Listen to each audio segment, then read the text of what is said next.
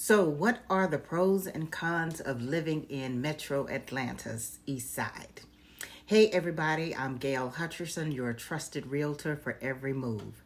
If you've been thinking about relocating to Metro Atlanta's East Side, you've probably wondered if it's the right fit for you. So, let's break it down. I'm going to break down the real pros and cons of living east of Metro Atlanta so you can make the best decision for your lifestyle, your budget, and your future plans. First off, let's clear something up. When I say east of Atlanta, I'm talking about a big area that includes different cities and communities like Conyers, Covington, Lithonia, Stonecrest, and even parts of Decatur and Snellville. Each of these communities has its own vibe, price point, and lifestyle. So it's important to know that the East Side is not just one thing. It's a whole collaboration of communities with unique pros and cons. But they share some common traits like more space, a quieter pace, and generally more affordability compared to areas north of Atlanta. So let's start with the good stuff because there's a lot to love about the East Side. First off, more house for your money. Let's be honest, Atlanta's home prices have soared tremendously, but on the East Side, your money stretches further. And this is the number one reason people choose East Metro Atlanta. Compared to areas north of Atlanta, your dollar stretches a lot further on the East Side. For example, you can find a 3 to 4 bedroom home, a nice yard, and some homes with basements somewhere between the high 3s to the mid 400s. Again, one of the biggest draws to East Metro Atlanta is affordability. Not only are home prices generally lower, but you'll often find lower property taxes and utility costs compared to other areas. Folks that relocate from New York and California are amazed at how much space they can get compared to what they had before. And you'll usually find the yards are much larger and there's more green space compared to homes closer to downtown Atlanta. Also, it's quieter suburban lifestyle. So if you're looking for a break from the hustle and bustle, the East Side offers a more suburban, relaxed vibe. Many areas feel peaceful with wide streets, cul-de-sacs, and less noise. It's a great place to settle down if you're craving a slower pace. It's perfect for families, retirees, and anyone ready to settle down. Also, you have access to nature. You'll find plenty of parks and green spaces like Arabia Mountain, Panola Mountain, and the Georgia International Horse Park. It's a great option for active adults, families, and anyone who loves the outdoors. If you love hiking, biking, or just being outside, there's a lot to explore. Also, there are diverse communities. The East Side is home to a vibrant mix of people. Families, retirees, professionals, and newcomers from all over the country. It's a welcoming blend of cultures, ages, and backgrounds. I like to say it's a melting pot of cultures, ages, and backgrounds. Also, the community vibe.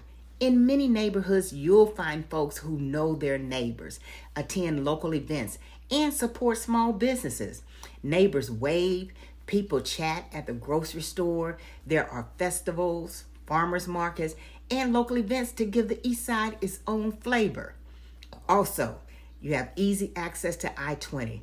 For commuters, the East Side offers a quick access to I-20, which connects you to downtown Atlanta in about 30 to 45 minutes, depending on traffic, but we'll get to that later. It's a straight shot into the city, which makes commuting or just visiting downtown for a day fairly easy, depending upon traffic. Now let's talk about the challenges of living on the East Side, because no place is perfect. Traffic on I-20.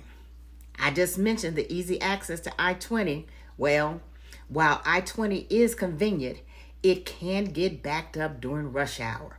So if you're commuting into the city every day, be prepared for delays.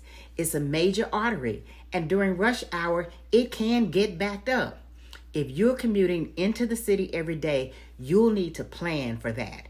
especially during morning and evening rush hours. Also, there's limited nightlife and entertainment. If you're used to being near trendy restaurants, rooftop bars, and attending live big name concerts, you might feel a bit limited on the east side. Don't get me wrong, there are restaurants and live entertainment options, but for big events or special date nights, you'll probably want to head into Atlanta. Nightlife on the east side is more casual, but options are opening more frequently as more people make the east side home. And some areas are still developing. The east side is growing, but you may still see older shopping centers, fewer dining options, or areas that feel like they're waiting for the refresh. That said, new construction and businesses are coming in all the time. Also, you'll need a car.